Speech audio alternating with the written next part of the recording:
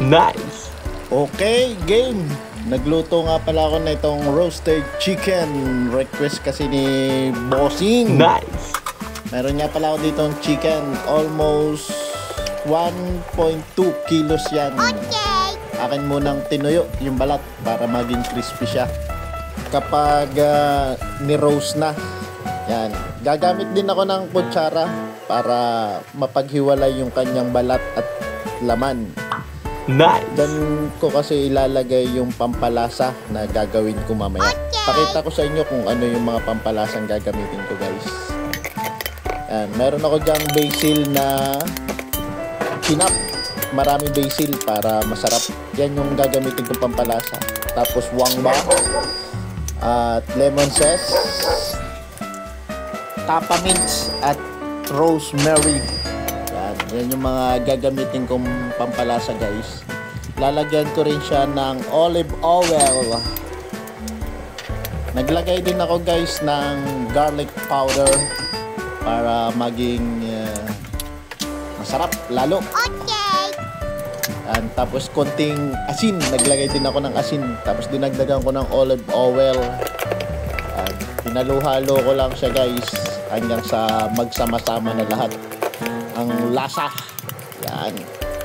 Yung mga herbs niya magsama-sama.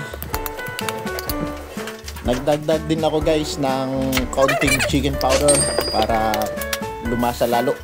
Maging malasa itong aking chicken na gagawin. Yan, guys. Diyan ko siya, guys, lalagay yung aking hinalu-halo kanina. Diyan sa may balat. Nice! Yan. Magiging malasa yan, guys.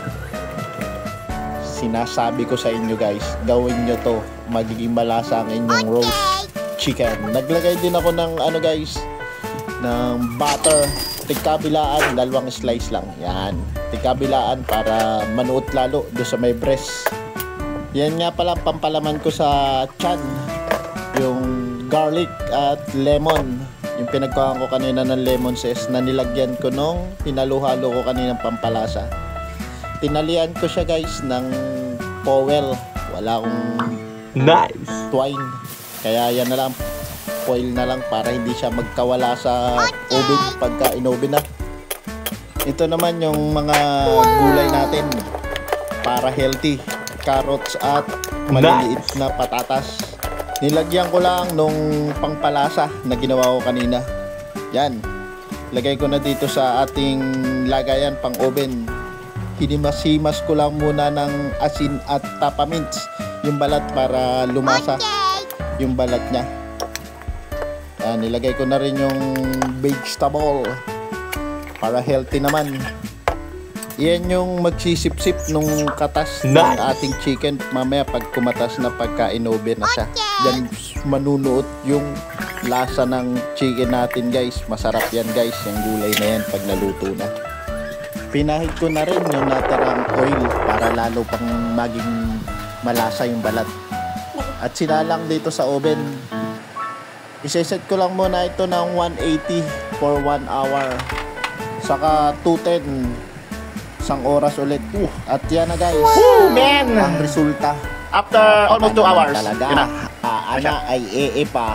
Ako Talaga guys. namang kumukulo-kulo pa yung mantika na galing sa chicken. O siya, salamat sa panonood. Follow, like, and share, guys. Bye-bye!